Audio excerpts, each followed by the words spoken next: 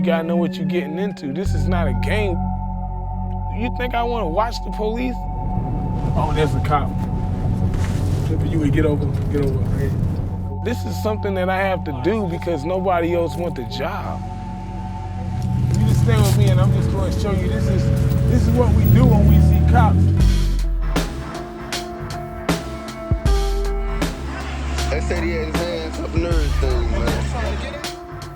It was a hot summer day in August 2014 when an unarmed black teenager, Michael Brown, was gunned down in a quiet residential complex in Ferguson, Missouri. This day not only sparked protests that roared the area for weeks over how the case was being handled, but it brought the nation into a long overdue conversation about race and policing and galvanized a movement of filming the police and exposing racist police tactics.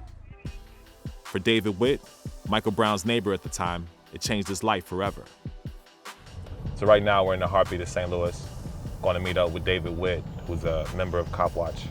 Copwatch is a community organization that arms civilians with cameras in an effort to patrol the police and to protect the rights of those in the community. This Canfield Drive right here is Canfield Green Apartments. This is where Mike Brown was killed. So this is where it all started for us, to hold police accountable and an active approach to like educating the public.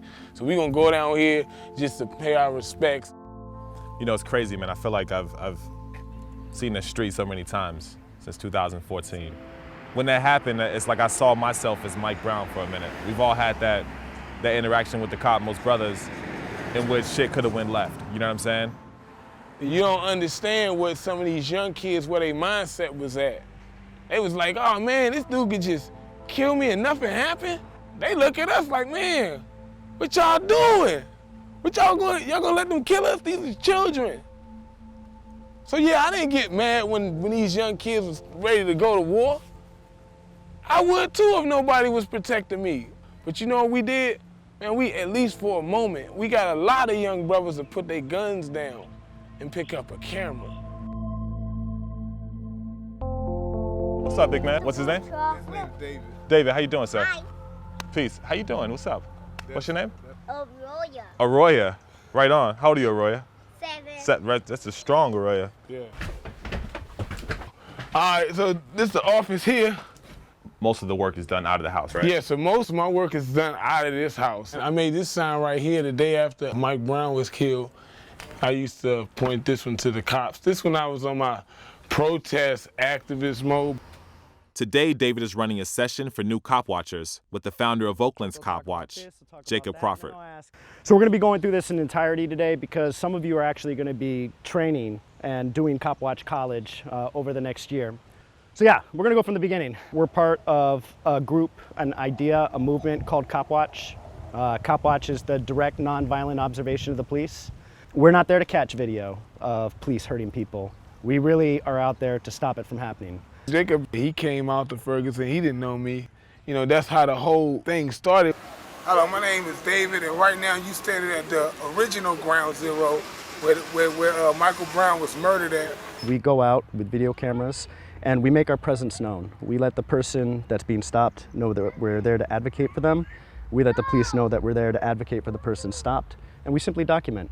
But more often than not, we are a deterrent to police misconduct. He cited me for what he says I was riding my bike on the sidewalk, but really what we were doing was approaching a Copwatch stop. He doesn't like us cop-watching. When I first watched some videos of active cop watchers online, I gotta say I was a bit skeptical of their tactics. Guys were getting in the face of police and being aggressive, and to me, it seemed like they were potentially making the situation worse. You can film. I have no problem with that. You don't have to explain that to me. I'm glad you said that on this camera, Sergeant. Sergeant. Am I being detained? Am I being detained for something? I'm not doing anything. Okay. Well, you don't know. I'm not being detained. Filming the cops, like you can, prevent the cops from harassing someone else, but then that cop then turns his attention on you. Record that shit over there. Yes, sir.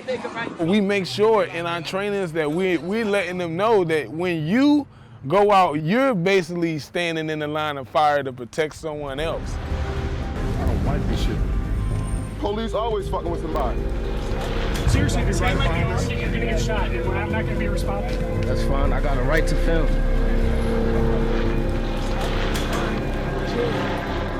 down. When I got down, he was already on the ground. They put the cuffs on him. You know what I'm saying? But the dude surrendered. Everybody said that he surrendered.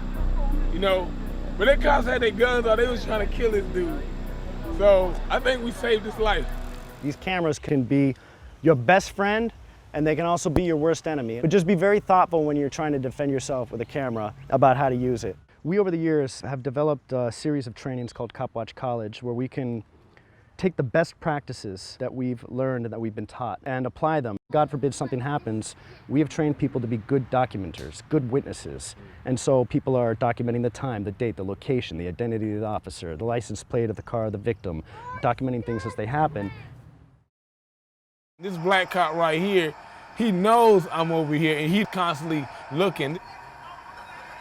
See, this video raises so many questions of police conduct. The cop is holding her hand. They're not even locking her up. So at this point, I'm assuming that no crime was committed. So what you're saying is that you might not know if this is illegal or not, but for the sake of the family, you want this documented so they can use it in court potentially.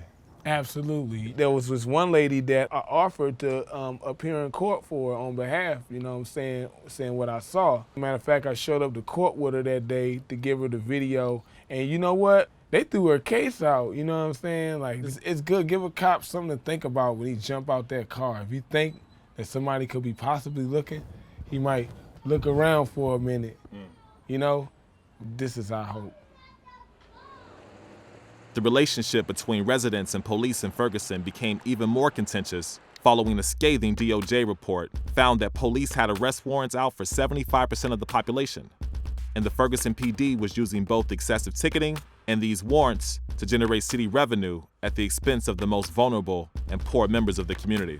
Ferguson police officers routinely violate the Fourth Amendment in stopping people without reasonable suspicion, arresting them without probable cause, and using unreasonable force against them.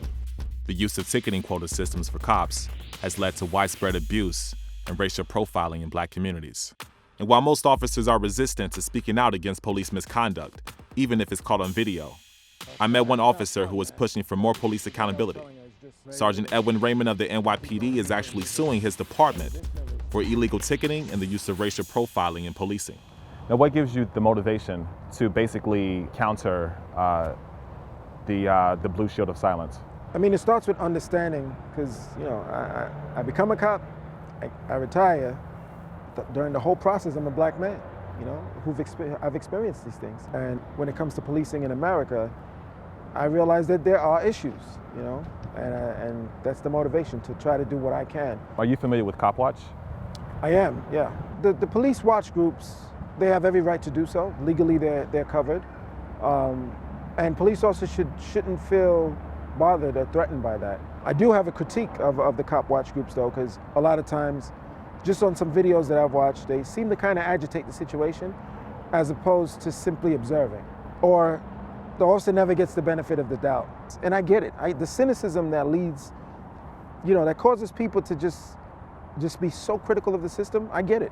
But sometimes I notice in the videos that I've seen, they're almost creating the situation. You know, that's what I've seen. It's stand back and observe. That's all good. You know, if anything, I encourage it.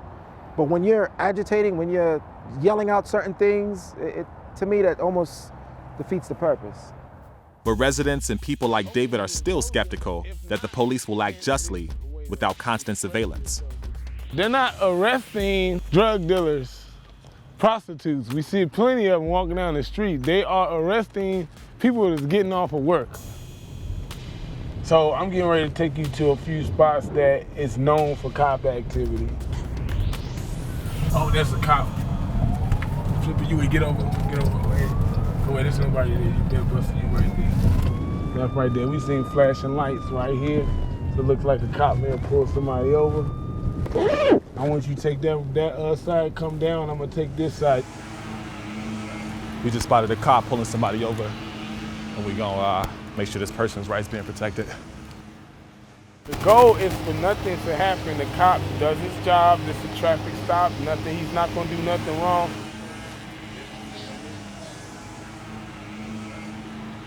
As you can see the reactions from the police officer, he's kind of nervous. because we're watching him do his job.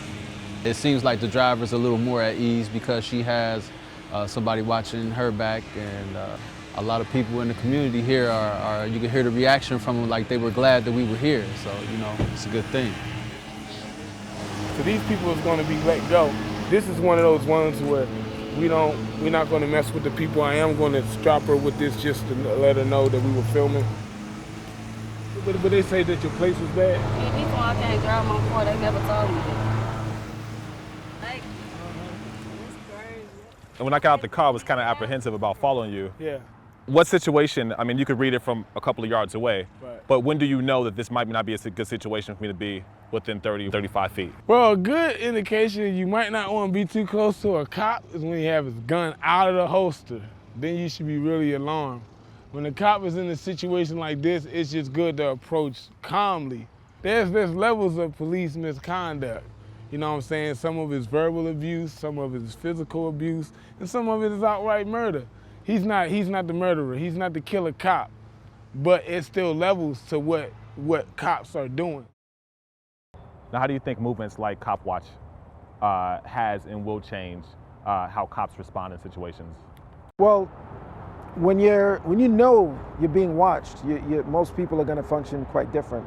So whether it's Copwatch or body cams, more cameras and inspiring more people to pay attention to their officers and record, it's going to cause officers to mostly fall in line, you know. They gave the young woman 8 tickets. Yes. Over $100 a piece. Yes. Let's say, conservatively, that's $850. Right. Now, do you think that she'll ever be able to pay those tickets off? Do you think she'd be able to pay $800 and she got 4 kids? Who knows what her income is? The cop did his job. I'm not knocking that job, you know? But when does officer discretion come into play for black communities? When I was young, my first interaction with the cop was a cop smacking me in my face. And for the 20 years thereafter, my approach to cops was, don't fuck with them, let them do their job. Yeah. Right? I can protest, I can fucking scream, I can file lawsuits, I can do all that shit. But it's my job to get home to my wife and my kids, right? Yeah. I mean, do you think that maybe part of taking responsibility is to get back home to your wife and kids and be a father? My perspective on what's important comes back to my children. They have no role models, you know what I'm saying? They have nothing to aspire to. So I have a responsibility to be something more to my children. I don't want my children to grow up afraid. I want them to grow up smart and educated to understand how to handle these type of situations, not to be the one to just lay down. You know what I'm saying? We've been laying down far too long for nothing.